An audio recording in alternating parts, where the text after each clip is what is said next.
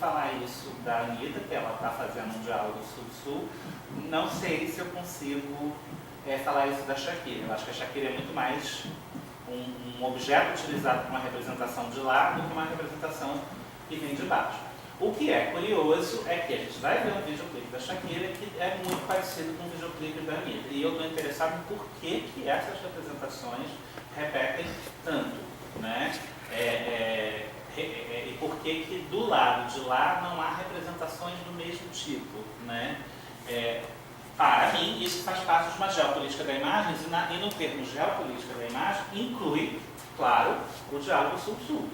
Numa geopolítica de imagens, a Anitta tentar produzir um diálogo sul-sul através da imagem que ela produz é geopolítico também. É da ordem de uma tentativa de aproximação com esses países, né? A partir de uma representação que se julgue mais interna dessa diferença. Tá? Então a geopolítica não é só a geopolítica do dominante, do hegemônico sobre o resto. Existe uma geopolítica de baixo para cima também. Tá? Que eu acho que é isso que vocês estão reclamando eu não ter falado sobre. Não estou reclamando nada, não. Não reclamando no sentido literal, clamar por. Não estou reclamando, estou pensando em algo. Eu acho que pode ser pensado nessa outra forma de contextualizar. E que eu acho que isso pode ser interessante, não sei. Porque aquele Benetton, por exemplo, eu lembro, teve, naquela época, você lembra, tinha aquele dos padres se beijando, tinha Santa Ceia, tinha coisa do aborto. Isso era no metrô, era algo extremamente subversivo de alguma forma. Mas isso é 2000 já. Guerra da Iugoslávia, na época da guerra, foi logo na sequência, teve um impacto e que foi obviamente crítico, ele era explicitamente crítico. Tá, mas aí no meu argumento, não é a imagem do Papa beijando não sei quem, não é essa a imagem que se repete. Essa eu entendo completamente como subversiva, de um outro contexto, de um outro momento. O que eu estou interessado é na geisha, é porque que a geisha se repete, a mulata de biquíni se repete, o canibal se repete. Né? Mas você acha que a repetição é sem diferença? Não é uma repetição diferente, sem diferença. Não, eu acho que ela guarda semelhanças e diferenças em cada tempo, é um acúmulo, né? Isso está dito pelo Barretos, ela vai se recombinando com outros significados ao longo do tempo, mas ela tem um poder de permanência, de pregnância, que é muito forte perto de outras imagens. Tá? E que, por exemplo, a Anitta não pode estar desviando, se utilizando disso. Não, eu acho que para ele ela não conseguiu. Mas desviando disso de propósito, como utilizando de outra forma esse mesmo repertório que todo mundo conhece para colocar ali uma outra coisa que não está dada. Para ela não está dada. O que eu acho problemático também, não interessa, mas não pode ser uma inversão de utilizar para o contrário. Não acho que é o contrário. Eu acho que é outra coisa, mas ao contrário eu acho que não é. Não, o contrário que eu estou dizendo é que por um desvio, que nem o setor fala com relação às táticas. As táticas do consumo. Eu vou consumir da mesma forma, mas eu vou fazer de outra forma. Aqui é consumo, é capitalista, mas eu estou fazendo um desvio ali, eu acho que a gente tem que pensar, e eu estou pensando alto, né, nos significados. A Anitta é uma novidade, nós já tivemos Jennifer Lopez, né, temos Shakira ainda presente, e a Anitta é a primeira brasileira que está conseguindo despontar nesse cenário global como representação da diversidade, precisando falar em espanhol, porque não dá para falar em português para representar essa diversidade. Eu tendo a achar que, em termos de representação da mulher, os estereótipos permanecem, em termos de representação da diversidade, é uma tentativa de diálogo, mas eu não sei se os estereótipos da colonialidade, baseados em raça e em gênero, por exemplo, são totalmente diluídos. Mas são tentativas geopolíticas de falar sobre esse assunto. Geopolíticas pela imagem, né? De se falar sobre o assunto. Geopolítica por quê? Porque você está tendo diferentes atores tentando controlar o significado sobre um lugar ou corpo ou raça. Então essa disputa por significado é uma disputa geopolítica. E alguém ia falar? Tá, deixa eu avançar. Bem, bem rápido esse, porque a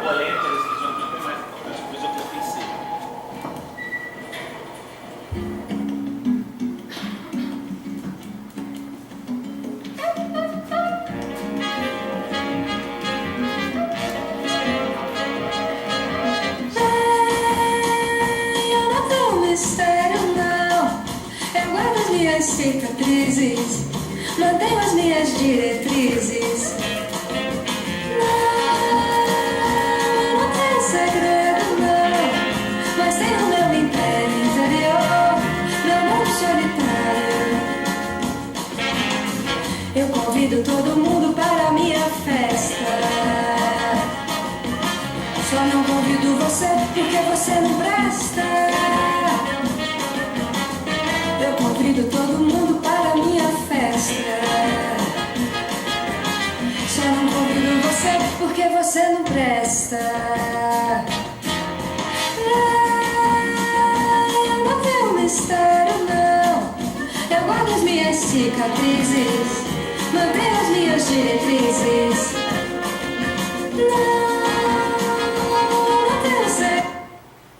Bem, esse videoclipe é de 2017, eu acho que no dia seguinte ele já estava dando escândalo, né, na internet, muito por conta desse efeito que está sendo colocado aqui. Ele foi acusado, entre outras coisas, né, do uso dos corpos negros desnudos e suaves sempre no segundo plano, numa tentativa de exotização pela sensualidade, o uso epidérmico da imagem, né, ela no primeiro plano é muito branca, mais vestidas, eles no segundo plano, e a cena mais criticada, que eu deixei passar e depois eu avancei o videoclipe, quando aparece um trecho da fachada do edifício que eles estão, que tem um gradil e todos os negros estão segurando na grade isso. Foi um escândalo, né, na internet, e Malu Magalhães, talvez por ser muito jovem, não soube responder, né? Eu acho que a gente já está num período que se sabe, né, essas questões vão aparecer. Ela acabou dizendo que estavam perseguindo ela porque ela era uma branca no samba, né? Jogando, quando a questão, em nenhum momento a questão foi sobre a música ou sobre o gênero musical. Foi sobre as representações dos corpos colocadas ali, tá? Eu acho que esse clipe é instrutivo, né, para falar do que esse é o Leão, vai falar dos padrões de segregação racial produzidos pela imagem e, mais importante, o que ele chama de um regime visual global, que é racializado, mais especificamente epidérmico corporal. Ele diz que o avanço das tecnologias de imagem produziu um crescente realismo em que, com jogos de luz e sombra, com efeitos de computador, etc. e tal, você teve a possibilidade de hiperracializar essa diferença, tá? E, de novo, no jogo da análise das repetições que repetem, há uma série de representações em que o jogo de quem está no fundo, quem está na frente, ter a ver com o fenótipo, a raça e a cultura. No caso do Biff isso pode ser dito por conta de um efeito tecnológico. O Chroma Key ter criado essa diferença de quem está no primeiro plano e quem está no segundo plano. No caso da Malu Magalhães, não. Né? No caso da Malu Magalhães, há uma escolha que alguém pode justificar de que ela é a cantora, mas é uma pergunta de por que querer num videoclipe, que inclusive essa opção, que é uma música que é ação, querer marcar uma diferença racial entre a cantora e os demais membros do videoclipe, todos suados e sem camisa, né? Então, isso também faz parte de uma representação que, normalmente, quando tem homem branco sem camisa, é uma representação do mundo gay. Não é uma representação equivalente a esta representação. Representações dessa natureza em corpos negros racializados a partir de uma sensualidade inerente tem a ver com aquela discussão da colonialidade de gênero de ontem, né? Esse sexo incontrolável está colocado no macho negro e na mulher negra, enquanto o homem branco é o homem branco e a mulher branca é que precisa trocar a sexualidade pela feminilidade, né? Bem, aí eu estou dizendo aqui que na ausência desse hiperrealismo, historicamente aconteceram outras formas de marcar massivamente essa diferença racial. Então a gente tem contemporaneamente esse efeito epidérmico daquela foto da Benetton, mas historicamente essa diferença sempre foi buscada de maneiras, às vezes, toscas, falta de outra palavra, né? Aqui é o caso do primeiro blackface da história, né? Que é um ator branco fazendo blackface, né? Todas as discussões sobre blackface a gente sabe, né? No mínimo rouba empregos de atores negros, né? E tem um filme chamado A Negação do Brasil, que é baseado num livro chamado A Negação do Brasil. Esqueci o nome do autor, é um autor da FRJ. Ele analisa todas as novelas, um conjunto imenso de novelas brasileiras, né, que inclui A Cabana do Pai Tomás, e que tem um trecho do documentário que ele entrevista as pessoas envolvidas no Escravo Isaura, né, na novela A Escravo Isaura. E eu não li o livro, mas parece que no livro a Isaura não é branca no sentido caucasiano do termo. Ela é aquela morena clara que no Brasil consegue se embranquecer, como aconteceu com uma série de filhos e filhas de escravo, né? Eu vi uma capa de livro que mostrava, inclusive, uma morena, né, na pesquisa de imagens que eu fiz. Mas eu não li o livro, mas isso é dito no documentário.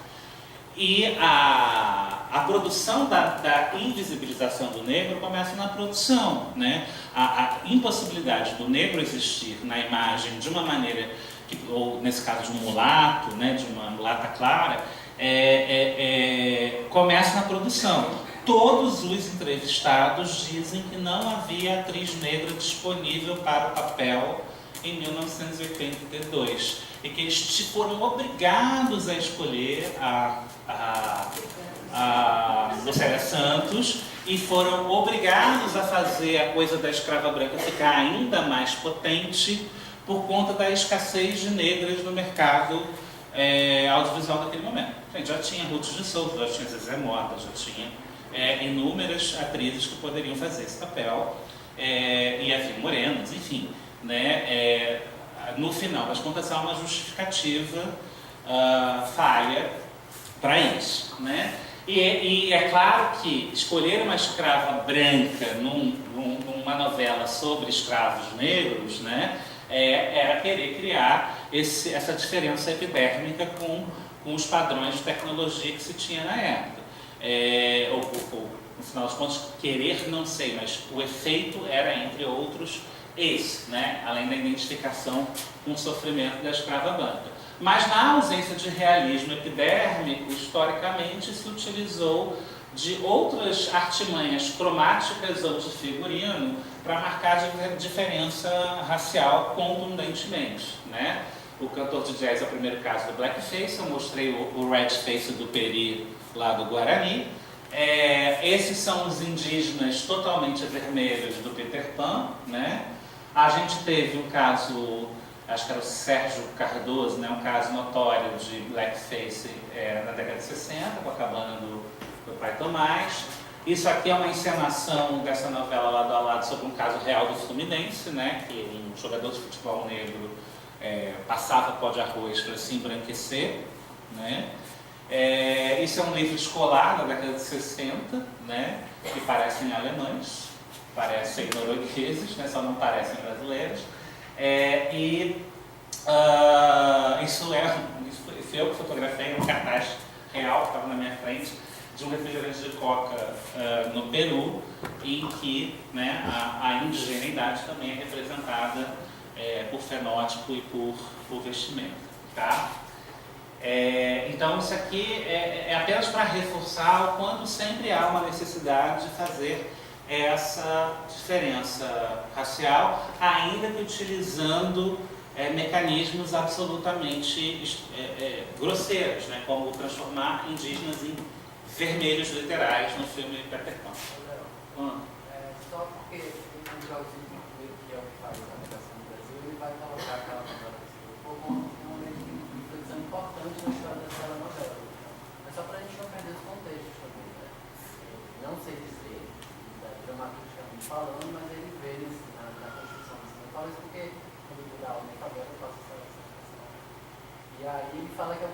momento em que há um equilíbrio narrativo dentro da história da televisão, em que a narrativa das favelas vai ser narrada pelos negros, com atores negros, com escritores negros, e que isso é colocado pelo menos no lugar de igualdade daí na novela chamada. Mas assim, Porque é o Joãozito que fala, que é o que vai fazer essa construção do documentário. O que é complicado é o protagonista ser um branco pintado de preto, né? Que aí Não, o protagonista é a Câmara Pitanga e o Lázaro Ramos. Lado a Lado, achei que você estava falando da Cabana do Pau Tampar. Não, Lado a Lado é ótimo. Lado a Lado ganhou o Emmy merecidamente. Lado a Lado era a melhor novela. Achei que você estava falando da Cabana do Pai Tomás. Não.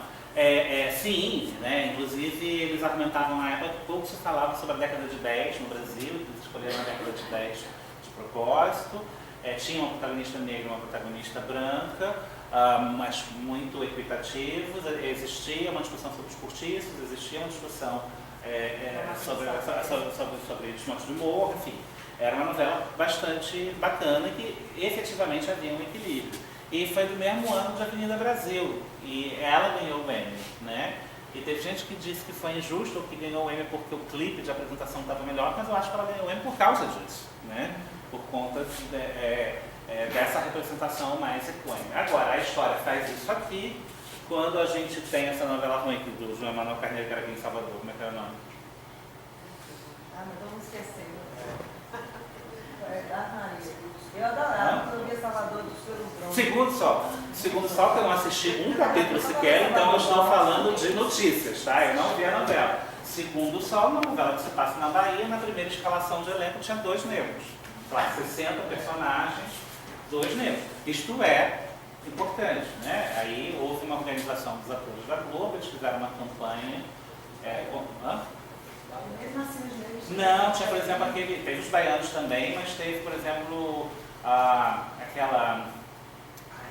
Enfim, o que faz o padre na novela atual, Tava, que é carioca, aquela que estava em Lado a Lado, que era a escrava Marta, agora eu esqueci o nome dos atores. São atores do Rio. Mesmo os do Rio lançaram uma campanha com aquela foto deles, com Eu Poderia Estar na novela Segundo Sol. E o argumento da Globo em 2018 ou 2017, eu não lembro agora quando foi a novela, foi exatamente o argumento da escravizaura.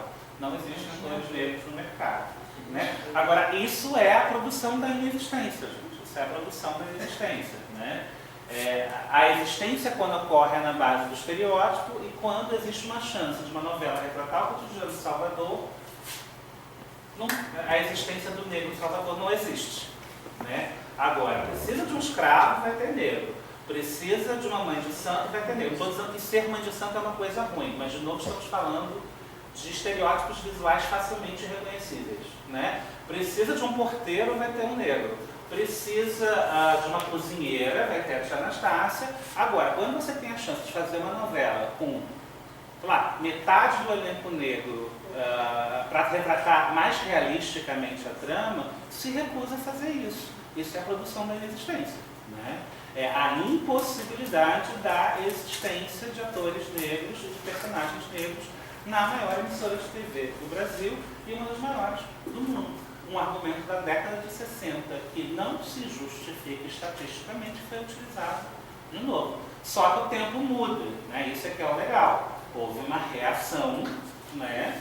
E a novela se complicou em termos de trama, inclusive, porque teve que se ficar incluindo personagens negros ao longo de toda a novela. Porque ia ficar insustentável manter a ausência de negros numa novela.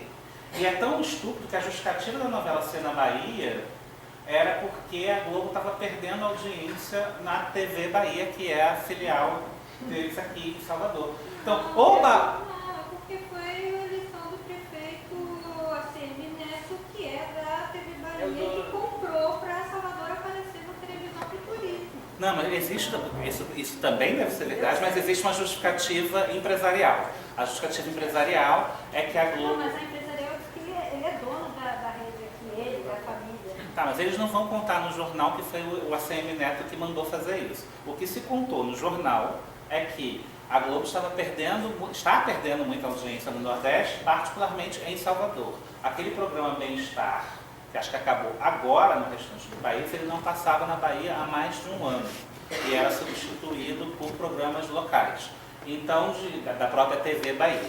Diante dessa perda de audiência, a trama do João Manuel Carneiro não ia passar em Salvador. Agora não me lembro qual era a cidade. Era em outra cidade, né? Quem apresentava esse programa era o casal de Branco. Tinha O isso. programa era ruim, eu acho que os baianos devem ter bom gosto. Mas assim, era a única praça da TV Globo em que o programa tinha sido, inclusive, tirado do ar antes do programa sair do ar.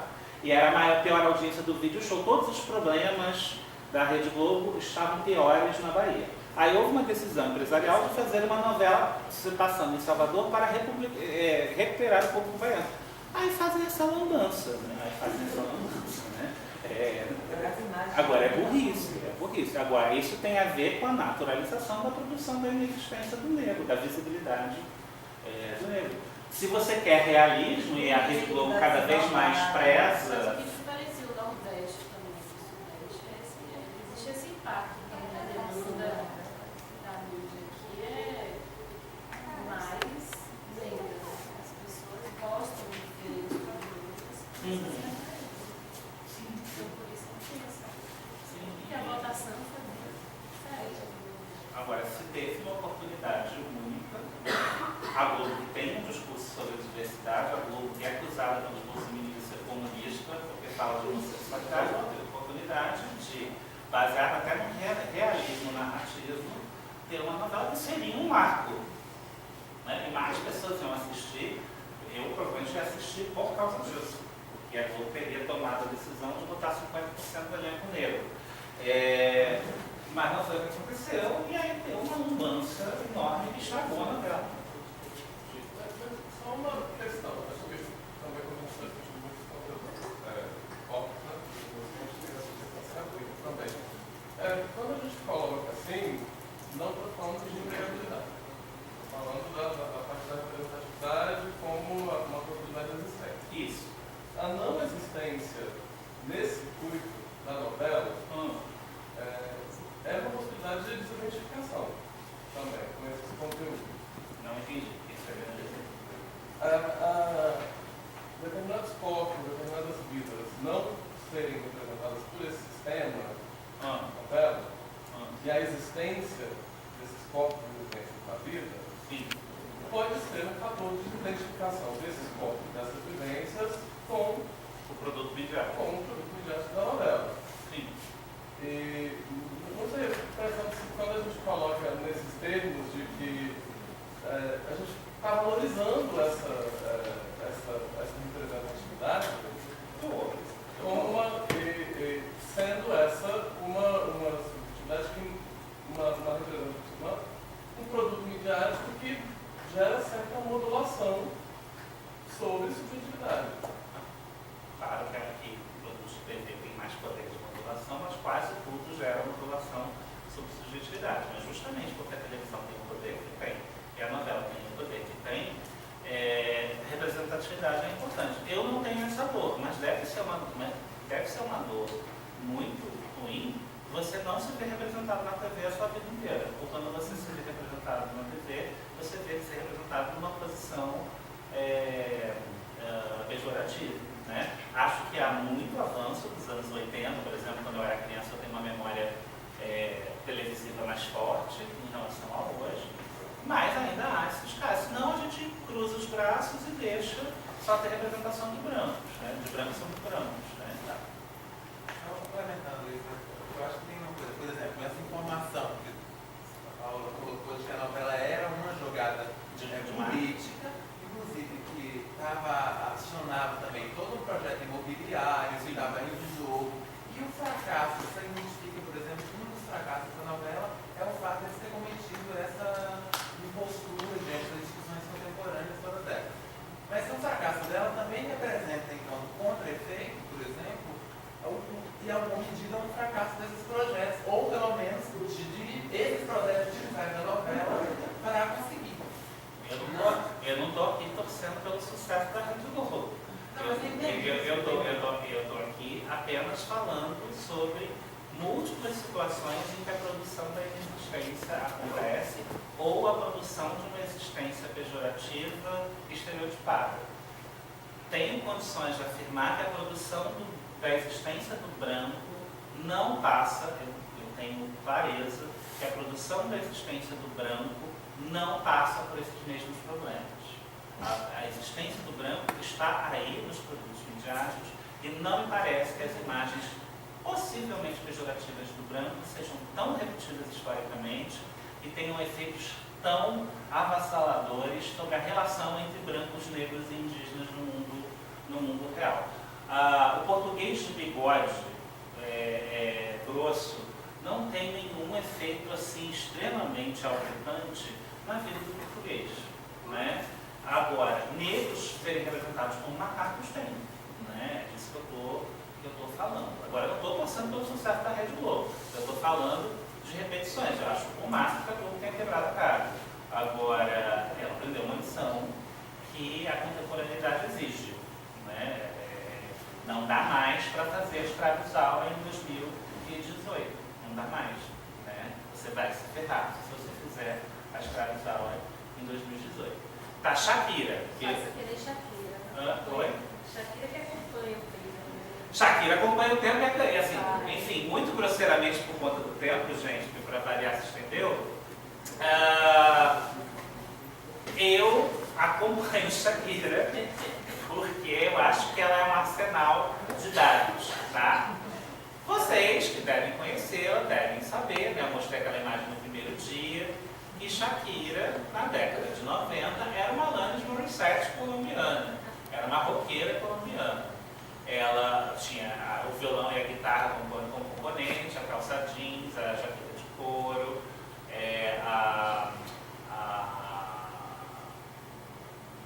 nenhum atributo de sensualidade era posto, era uma roqueira, né? Assim como foi Marina Lima nos anos 80 e 90 no Brasil. Era uma roqueira. Ela, como outras artistas latino-americanas, conseguiu uma projeção internacional e precisou modificar sua carreira ao chegar nos Estados Unidos. Contextualmente, ela chega no momento do auge de Britney, no auge de Christina Aguilera e Madonna ainda potente, né? A outra latina da época era Jennifer Lopez, que estava apostando, sim, numa latinidade exuberante, né? Já muito exuberante, já muito baseada no corpo, etc. E tal.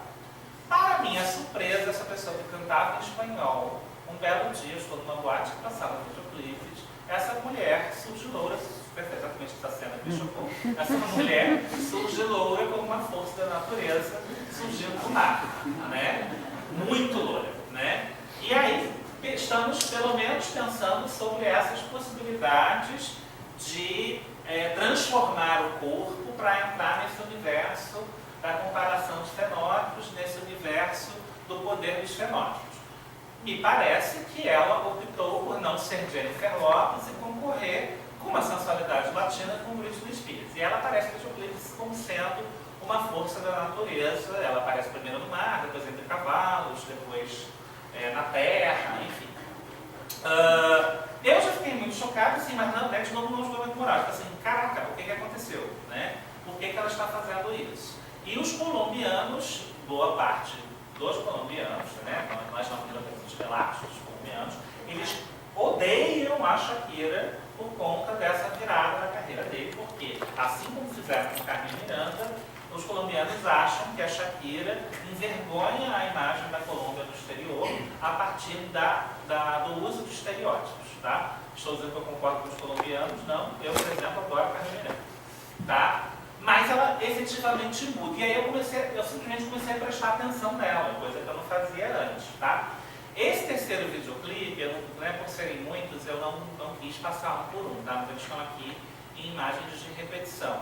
Aqui ela tenta representar uma sensualidade, mas ela muda o fenótipo para, né, o caucasiano.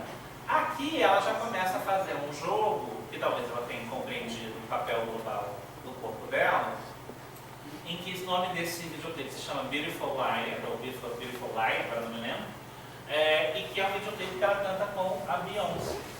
E todo o jogo de imagens do videoclipe é você confundir a Shakira com a Beyoncé o tempo inteiro e ficar meio perdido. Esta é a temática do videoclipe. A ponto de eu que uso esse videoclipe desde 2009, eu não sei se eu vou ter a sorte de aparecer a imagem quando eu estou falando, tem uma imagem que elas trocam de corpo por efeito digital, eu demorei 10 anos para perceber. E quando eu percebi, eu dei um grito, né? Porque eu estava 10 anos usando esse videoclipe em aula, e aí eu percebi uma coisa que dura 1,5 segundos, né? Que tem a Beyoncé no primeiro plano e a Shakira no segundo plano, dão um close nas barrigas, quando a imagem sobe de novo, elas trocaram de lugar, tá? Mas é uma cena delas duas em pé. Mas, assim, me chamou a atenção, a latina tá representando a negra também? Qual é a necessidade? O que esse videoclipe está querendo dizer ao se comparar a negritude com a latinidade? Foi uma pergunta que eu me fiz sem entender, né? Naquele momento eu não entendia. Aqui, bora. Trocou. Eu demorei 10 anos para perceber isso. Eu juro que eu tenho medo quando eu vi essa imagem. Juro que eu tenho.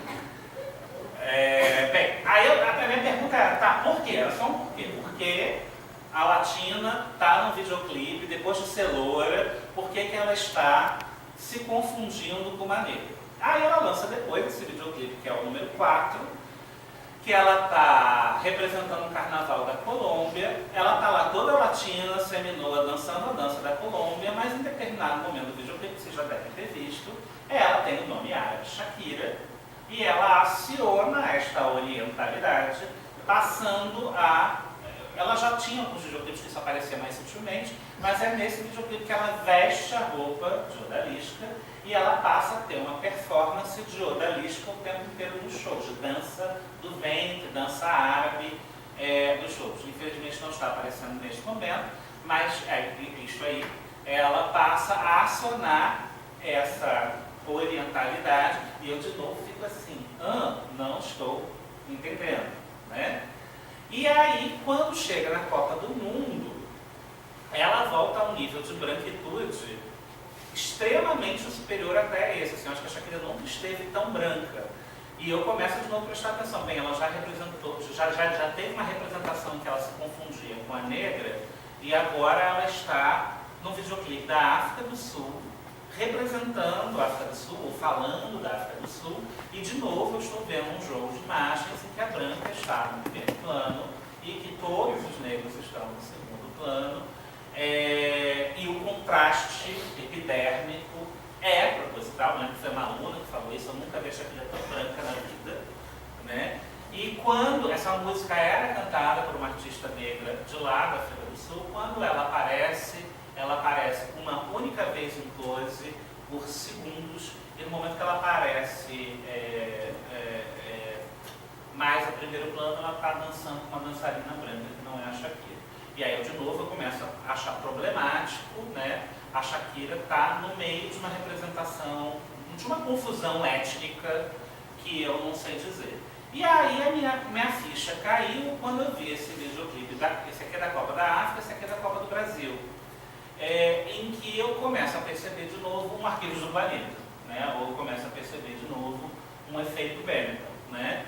Em que a diversidade vai sendo justaposta lado a lado, representando as nações, e a Shakira nesse primeiro plano sendo a porta-voz disso tudo. Qual é a minha hipótese? Mas é só uma hipótese. Assim como a Anitta está tentando se constituir assim, essa trajetória da Shakira de uma representação de algo que tem um sentido cosmopolita, global, universal, passando por uma tentativa de uma sensualidade que não dá certo, ela vai optando crescentemente a representar qualquer diversidade, né? A Shakira, seja porque viram isso nela, seja porque ela percebe isso e gerencia a carreira assim, ela hoje me parece que ela é a representação de uma diversidade global. Precisa representar o outro, chamem a Shakira. É a impressão que eu tenho, né, diante disso. E isso é um atributo da telecolonialidade, é um atributo dessa gestão global das imagens, em que um sentido de diversidade global é mais um sabor de sorvete disponível no consumo de imagens. O sabor da diversidade étnica, o sabor Benetton, é um sabor que está disponível, né, no consumo de imagens. E me parece que as mulheres latinas têm tido um papel importante na representação dessa qualquer diversidade possível. Qualquer diversidade Qualquer possível. outra que não seja eurocêntrica. Vamos dizer que no comercial da Copa, porque a Copa tem a representação de vários países, mas a construção das imagens é muito semelhante ao Arquivos do Planeta, que é isso, né? O atributo visual sempre gritando, o fenótipo e qualquer outro atributo visual sempre gritando para marcar a diferença. O que eu acho interessante é como elas têm todas essas representações representando diferenças diferentes, né? Ela representa diferenças, o mesmo corpo adaptado representa diferenças diferentes. Eu acho que a Anitta está indo para o mesmo caminho, mas eu acho que a Anitta é mais sul do que a Shakira. Eu tenho a impressão, isso é uma impressão. Eu tenho a impressão que a Anitta está mais numa chave do sul global do que a Shakira. Eu acho que a Shakira ainda é um produto deles. Não é um produto... Quer dizer, sempre é deles, mas eu acho que a Shakira ainda está numa chave muito deles.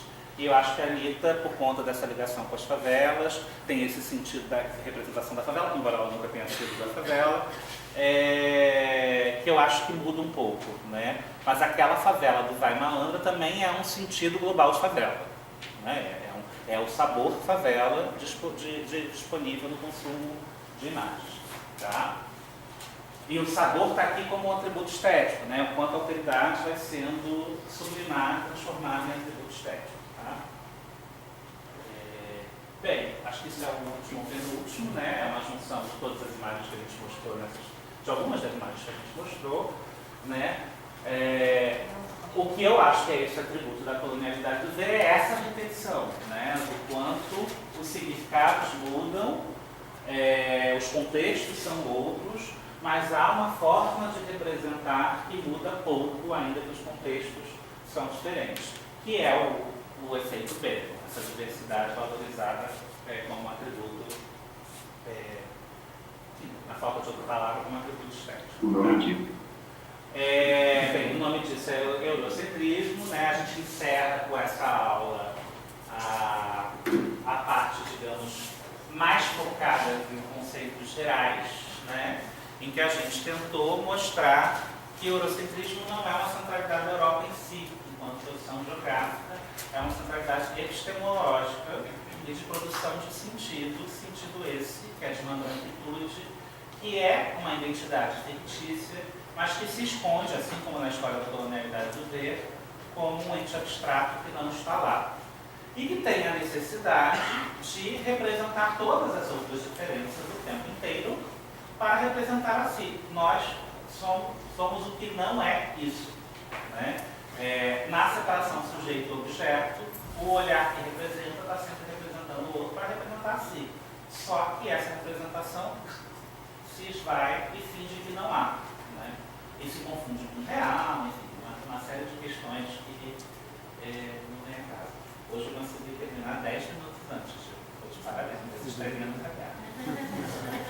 E teve pergunta no meio, que deixa aqui. Estamos disponíveis para perguntas que ainda houver.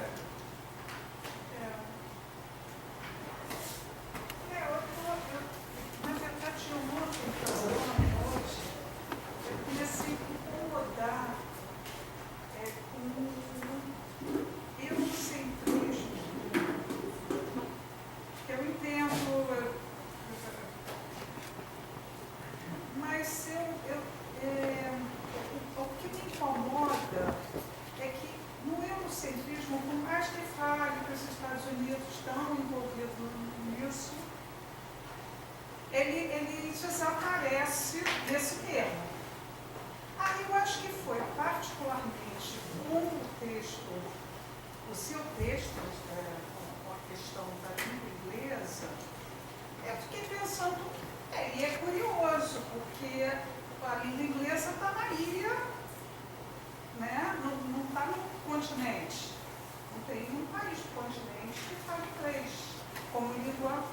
invadido. Então já fica, por mais que a ação, eles também estão abrindo mão da língua deles para falar inglês, né, quem está no continente. E aí eu fiquei pensando se não seria uma questão, se o termo... Tem uma série de discussões que eu não estudei, né? Tento um contato mais... Eu tinha aquele contato que você falou de misturar pós-colonial, contemporâneo. Mas eu fiquei pensando se a questão que está, e até porque você colocou a importância da discussão racial nesse debate, se não está no eugenismo, que surge na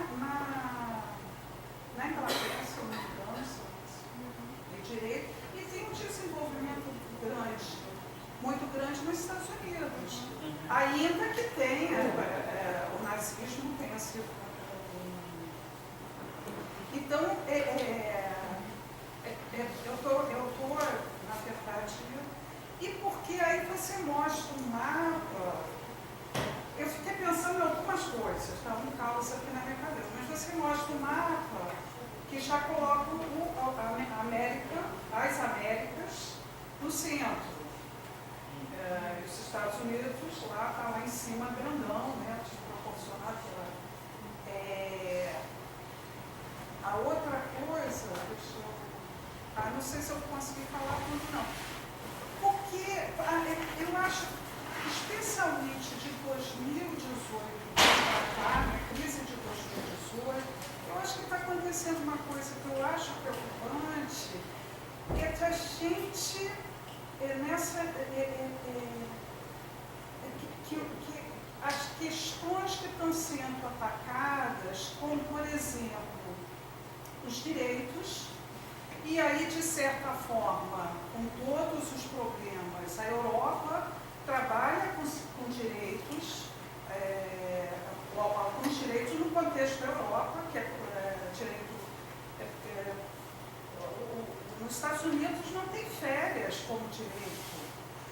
Eu acho que, se eu entendi bem, não tem férias garantidas. Você negocia com o patrão. Na Europa, aí eu falo mais da Alemanha, que eu morei em Berlim, as férias, mas os outros europeus com minhas férias têm uma importância grande. Então, acho que se a gente não precisa estar uma atualizada, inclusive uma atualizada naquele mapa do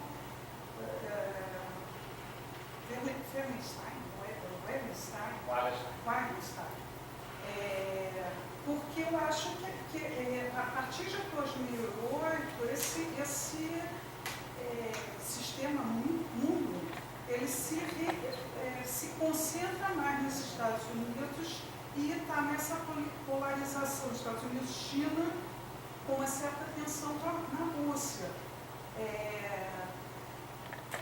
Porque, na verdade, eu não estou querendo aqui tirar, tem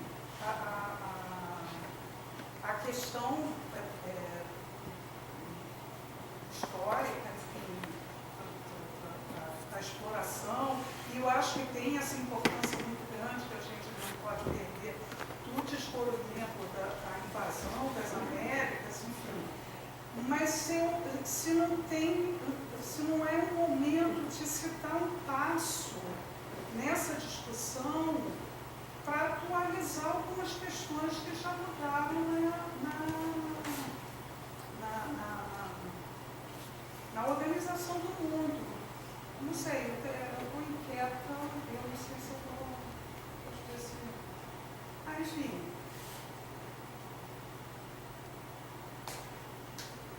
Acho que é isso, por enquanto. Gilton, é melhor mais perguntas ou responder? Sim, a gente pode fazer um bloco para grupo e depois a gente... Você quer?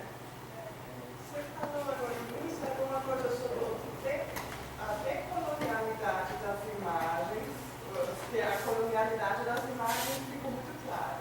A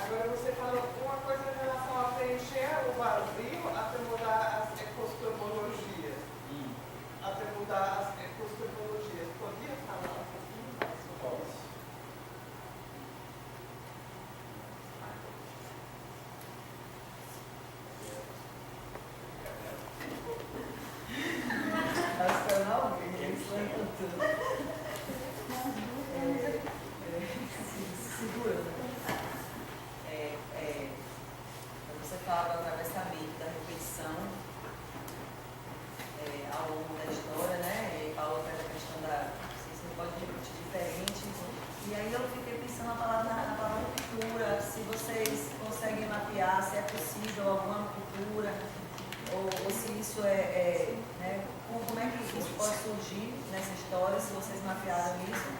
E também a questão de como essa repetição ela está para além também das imagens, da mídia, né? Por exemplo, na forma de fazer cidade, com certeza, mas se você...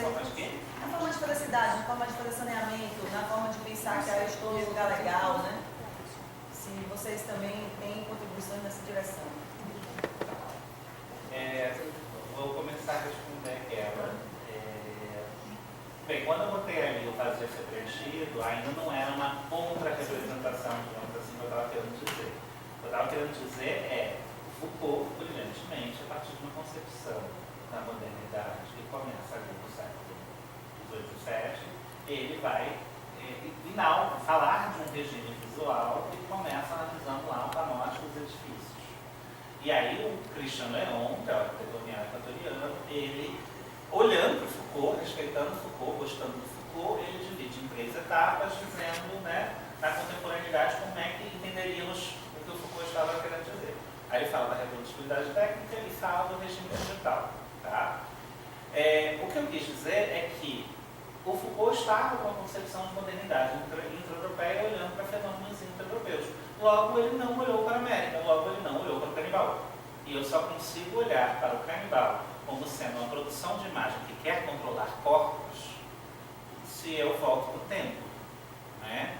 E é epistemológico por isso, porque dá uma outra produção de sentido, que não joga fora o Foucault, né? Acrescenta um pedacinho a mais e dá para enxergar, por exemplo, o canibal como uma figura transversal na história, que diz respeito sobre a modernidade, sobre o controle de corpos da modernidade, que o Foucault, com a concepção dele, não tinha condições de ver, como eu não devo ter condições de ver uma série de coisas por conta do arsenal teórico-metodológico que eu tenho, né? Como cada um de nós aqui consegue enxergar algumas coisas e não consegue enxergar outras. Só que o decolonial está gritando isso, olha a quantidade de coisa que se deixa de ver quando não se olha para essa concepção de modernidade que volta atrás e entende que o fenômeno global está ali, né? E uma série de coisas aparecem. Não sei se a palavra correta é contra-representação, mas é óbvio que na geopolítica da imagem existem imagens desestabilizadoras com potencial decolonial. Eu acho que o filme Turistas, que foi super criticado pela história de roubo de órgãos humanos, eu bati a palma no cinema sozinho, assim, porque é o canibal se vingando do colonizador com um discurso, né? Não é uma violência pura, como era nos outros filmes. Você pega o canibal, você refaz o canibal, você transforma o canibal num cirurgião que rouba órgãos humanos, e esse cirurgião tem um discurso que acompanha as imagens. Estamos fazendo uma revanche histórica. Tipo Calibã. Estamos fazendo uma revanche histórica, aceita aí, né? Eu acho, Turistas, que no universo de análise de cultura alta, cultura baixa, cultura é colocado como um filme de baixíssimo escalão, eu acho ele incrível. Ele continua sendo um filme ruim em termos técnicos, interpretação de atores, etc. Mas ele tem um potencial de discussão que é muito importante, né? E eu que trabalhei com ele, demorei anos para entender que ele era sobre o canibal, né? Foi esse curso que me fez ver que ele era sobre o canibal. Eu estava na chave do torture porn, que estava na moda na época, os filmes de tortura explícita. Foi assim que eu defendi ele na tese, né? Mas eu acho que ele, por exemplo, é um filme extremamente potente nesse sentido de pegar as imagens arquivos, retrabalhá-las e expor o que na nomenclatura decolonial é a ferida colonial. Ele está expondo ali a ferida colonial com toda clareza. Luciano. Eu acho que a palavra eurocentrismo é problemática, chega um momento que ela perde a força explicativa. Eu acho que a colonialidade é mais potente, mas eu diria que o eurocentrismo ele é um atributo da colonialidade, não o contrário, e a gente tenta imaginar o contrário, a gente tende a imaginar o contrário, né? A colonialidade é essa divisão baseada em raça, mas que tem o fenótipo europeu como dado, o fenótipo europeu ainda que simplificado, né, reducionista, como dado. E aí os decoloniais, por conta, né, as palavras importam, a gente também aprendeu isso importante dizer que o eurocentrismo não diz respeito à Europa, né? Diz respeito a essa branquitude construída que tem valores atribuídos originalmente à Europa, mas que tem um legado que vai sendo reproduzido isso, e que todas as elites mundiais, de certa forma, ou quase todas as elites mundiais, para não ser reducionismo, estão ligados a essa forma de entender o mundo, né?